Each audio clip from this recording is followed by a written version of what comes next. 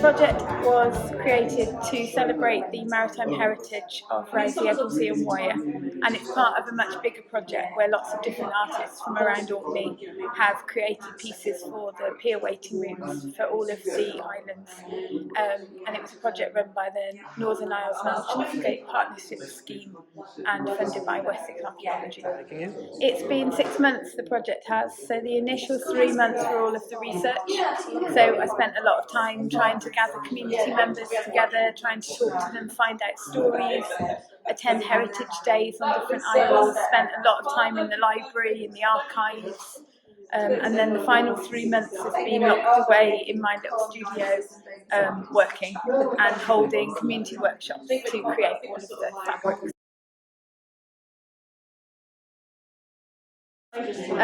From people communicating to me just through the internet, people who couldn't come to workshops or didn't want to participate in person but wanted to share information and stories, to people sharing their photographs, to people coming and taking part in the workshops, to the youth group being able to come and take part as well and create things. So yeah, lots and lots of different people, which has been wonderful. So now the pieces will be displayed in Doomby tomorrow, and then after that they're going to be hung, they're going to be split. So it's a triptych, which means that it was designed together but it can also be separated. So one piece will go to the Rousay ferry waiting room, one to the Egilsay ferry waiting room and one to the Wyre ferry waiting room. Somebody asked me that earlier actually. I really like the area here where the birds circle. I don't know what it is about it, but I like the movement and the movement in the sea. But then there's so many bits I really love, but there's something that whenever I walk into my studio, that's the bit that I'm drawn to every time.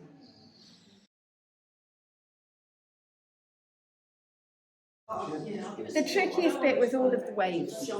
So all of these sections here, all of the sections on the Rousay post boat, where the waves come in, these really like to gum up your sewing machine. So every time you're trying to stitch, it all gets pulled into the sewing needle and it wraps around and then it wraps around your fingers, and yeah, that's the trickiest bit.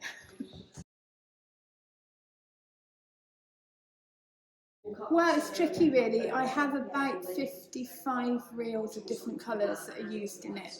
So, and I keep changing colour continually.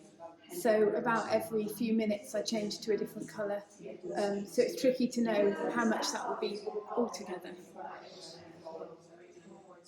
The pieces are made by, I always start with white fabric, dyed by myself first of all, then they are hand cut, the linos are hand cut and printed.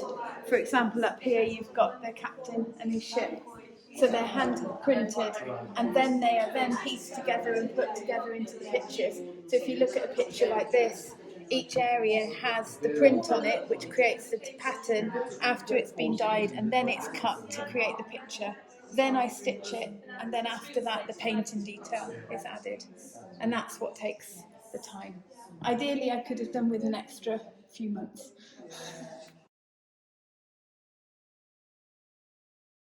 If you have a look on my website www.ceribiddle.co.uk, or you can find me on Facebook. And if you follow me on either of those, I'm going to be doing some new work and some new workshops very soon. So if anybody is interested in doing just a little bit of it, for example, all of these sections were all made by the local community workshops. So it's just nice for people to be able to have a go themselves and get involved in the project.